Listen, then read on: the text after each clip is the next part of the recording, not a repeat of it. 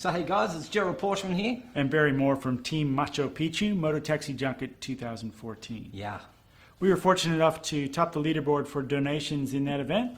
So the guys from Coolearth have asked us to kind of share some of our fundraising events so you guys can raise as much as possible for your upcoming event. Big. That's Begging it. See you is later. good. Thanks very much for watching, and we'll talk to you soon. We got that strategy from my wife. That's only in a relationship.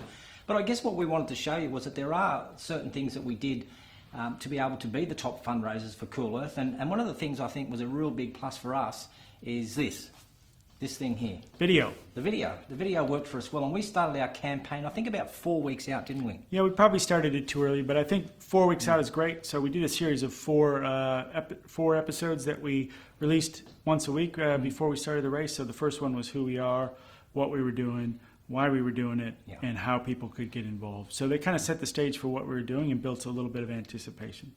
I think as we got closer to the day, we did have a target. We put a target there and we said to everyone, hey, we want to raise a certain amount of dollars. And I think about a week out, we're up to about $6.80.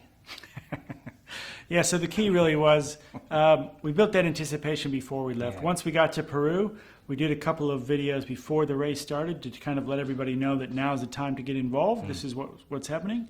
And then we did daily episode debriefs from the road. So we did one at the end of every day to let people know about what was happening on our journey, the good things, the funny things, the bad things.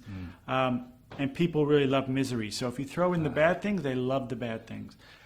So it allowed the people to kind of connect to the team and kind of what we were doing and our goal to get across Peru in this worst vehicle ever invented nonsense motor taxi. And so it also built anticipation. When we got back, we heard that people really liked the episodes and they were always looking forward to what the next day was going to bring. So it really got them involved in the journey and were we going to make it or not, because other teams were falling out left, right, and center. So falling out. they were really kind of tuned in to see what we were doing. And the key really became is near the end, when we started getting closer and closer to the finish, we really started to ramp up our kind of pleading for donations. And I think we raised probably 50% of the funds in the last 2 or 3 days. So don't feel disheartened if you aren't getting to where you want to get in the beginning. It's really those last 3 days you get closer to the finish line, and we were so close to our goal. Please donate, and people really came through and donated thousands of dollars in those last couple of days. It's interesting what Barry says. He said one of the things that people just love is misery.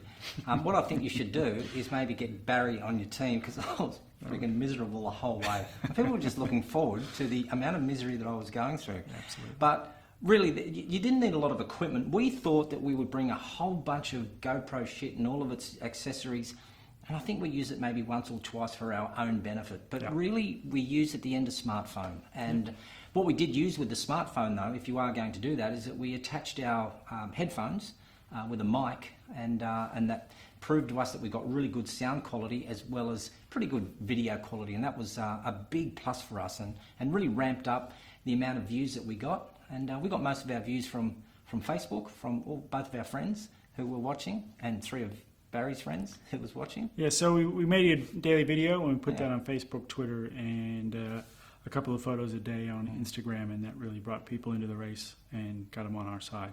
So I hope that helps. Down below in the article, you'll see the whole step-by-step plan if you want to do it, and I'm sure you'll come up with your own kind of creative twist on it. But I hope that helps in your fundraising goal, and good luck for your upcoming event. Yeah, if you want to see any of our videos, you can just jump across to raceacrossperuforcharity.info, and you'll see the misery that we were both going through. Good luck. See ya. I'm still miserable. Wow.